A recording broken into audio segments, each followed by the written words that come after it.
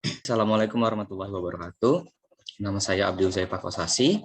Saya perwakilan dari kelompok 3. Hari ini saya akan mempresentasikan hasil diskusi kami yang berjudul Teknologi Remediasi sebagai Pengendalian Pencemaran Tanah. Kami dari kelompok 3 dan ini namanya.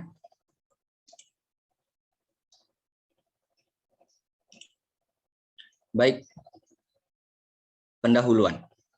Pencemaran tanah adalah kondisi di mana masuknya atau dimasukkannya zat, energi, makhluk hidup, dan komponen lain ke dalam tanah oleh kegiatan manusia hingga hal tersebut pada akhirnya menyebabkan turunnya kualitas tanah sampai ke tingkat tertentu dan memicu tanah tidak dapat berfungsi sesuai dengan peruntukannya.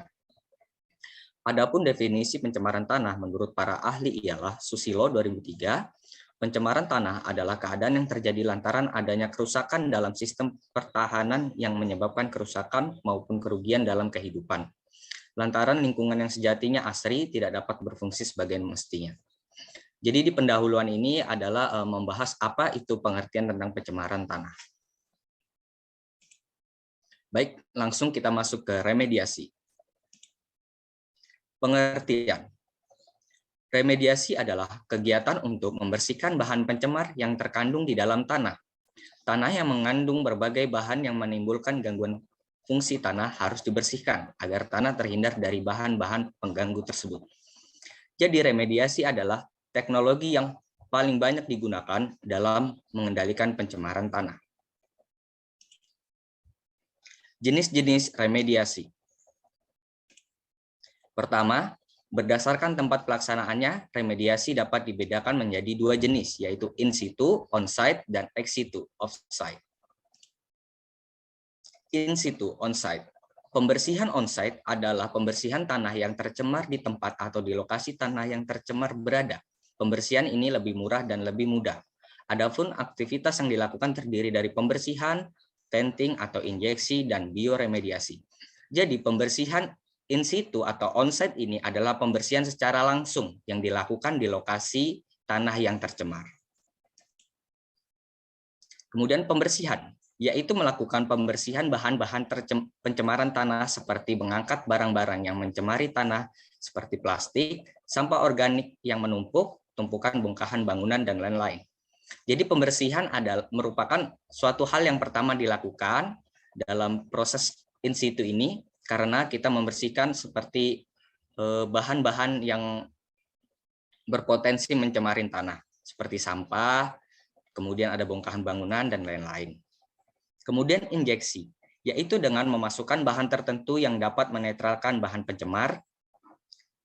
Kemudian bioremediasi, yaitu dengan menambahkan mikroorganisme yang berfungsi untuk melakukan biodegradasi unsur-unsur pencemaran tanah. Ex situ, off-site. Pembersihan off-site meliputi penggalian tanah yang tercemar dan kemudian dibawa ke daerah yang aman. Setelah itu di daerah aman, tanah tersebut dibersihkan dari zat pencemar. Pembersihan off-site ini jauh lebih mahal dan rumit. Kenapa bisa dibilang pembersihan off-site ini jauh lebih mahal dan rumit? Karena kita membutuhkan beberapa tenaga, kemudian alat. Yang pertama kita lakukan penggalian sebuah tanah yang tercemar, kemudian kita bawa ke laboratorium atau tempat yang aman, kemudian di situ kita lakukan pembersihan tanah yang dimasukkan ke dalam tangki yang kemudian dibersihkan. Kemudian ini ada yang kedua, berdasarkan organisme pembersihnya. Bioremediasi. Bioremediasi adalah penyelesaian masalah lingkungan atau menghilangkan senyawa yang tidak dibutuhkan, lumpur, air tanah, atau air permukaan sehingga lingkungan kembali bersih dan alamiah. Bioremediasi merupakan upaya pemanfaatan mikroorganisme untuk mengurangi polutan lingkungan. Jadi bioremediasi ini menggunakan mikroorganisme karena bioremediasi. Jenis-jenis bioremediasi. Yang pertama, biostimulasi. Nutrien dan oksigen dalam bentuk cair atau gas ditambahkan ke dalam air atau tanah yang tercemar untuk memperkuat pertumbuhan dan aktivitas bakteri remediasi yang telah ada di dalam air atau tanah tersebut. Jadi adanya penambahan nutrien dan oksigen untuk memperkuat pertumbuhan dan aktivitas bakteri yang untuk meremediasi sebuah mungkin komponen-komponen kimia yang mencemari tanah, seperti itu. Kemudian kedua, bioaugmentasi, yaitu mikroorganisme yang dapat membantu membersihkan kontaminan tertentu ditambahkan ke dalam air atau tanah yang tercemar. Jadi bioaugmentasi adalah proses yang menambahkan mikroorganisme tertentu untuk membersihkan suatu kontaminan. Kemudian bioremediasi intrinsik. Bioremediasi jenis ini terjadi secara alami di dalam air atau tanah yang tercemar.